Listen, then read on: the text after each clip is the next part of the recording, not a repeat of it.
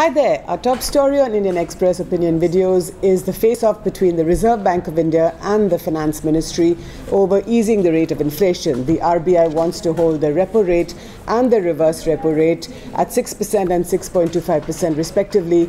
But to break this whole fracas down, I have with me Sunny Verma of the Indian Express, senior correspondent editor. Sunny, tell us what's going on.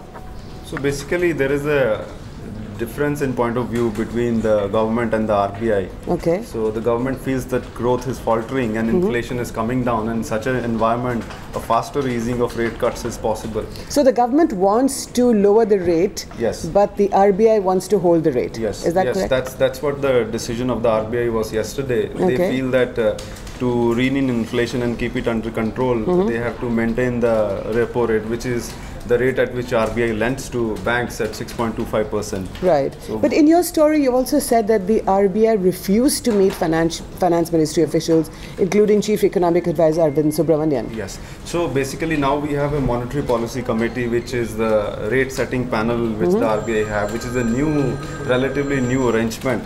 So which comprises of independent advisors, economists and RBI officials. Right. They decide on what should be the rate depending upon a voting pattern. Now, meetings between RBI and Finance Minister, RBI Governor and Finance Ministers have been customary so far, but there don't have been any meetings with the Finance Ministry officials. Okay. So what they sought was that we want a meeting with the MPC members just a week before the So before they yes, they clocked the rate, yes, the RBI, the Finance Ministry officials wanted to meet the yes, RBI. Do you think it was to influence the RBI to lower the rate? Yes, because they have given a written submission to the RBI Monetary Policy saying Committee, which includes the views of the Finance Ministry, saying that inflation has been overstated, growth has been decelerating, private investment has not been picking up. So that's why there is a case for monetary policy, faster monetary policy easing. And the Chief Economic Advisor gave a statement yesterday on. So you're saying that the RBI. Ideas. So are you saying that the RBI Governor Urjit Patel is developing a spine and that he's standing up to the Finance Ministry?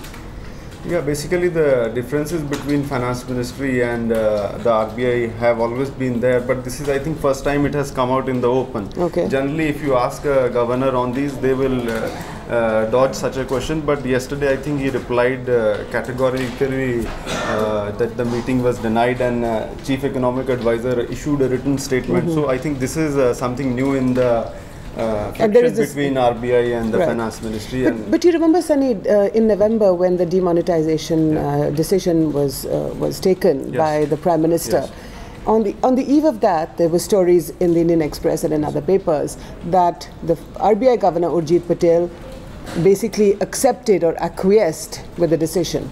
And there was a lot of criticism about that. Yes, that's true. So on demonetization, it was actually the government which suggested to the RBI, and the RBI Central Board next day agreed to what the government had said. So obviously there was criticism, but probably this is RBI's turn now to show their autonomy and independence and their viewpoint and put it forth strongly. So, but tell me, are you saying that the RBI Governor is now striking back? He's getting his own back at the Finance Ministry, and that he felt under pressure during the demonetization decision, and that now he's striking back? No, basically they are asserting their autonomy, that despite whatever the views of the Finance Ministry, now that we have a rate setting panel which is a multifaceted body, and the decision is taken depending upon how many votes are polled in favor of a rate cut or not. So I think that is what is relevant now. But do you think that the RBI Governor is doing the right thing, or is what the Finance Ministry is saying, that you should lower the rates to accelerate growth? Do you think that's valid? There are always two views about it. You can argue that lowering interest rates cannot, there is no one-on-one relation between lowering interest rates and pushing up private investment. Okay. So which depends upon a host of factors. Right. But yes, considering the fact that growth has been decelerating and inflation has been on the lower side, and we expect global oil prices to stay benign for some time, considerable period, so there may be some scope for rate cuts. Okay. Yes. Well, I'm afraid we'll have to leave it there. You've heard Sunny giving us the big picture analysis of this. Watch this space, and that's all for now.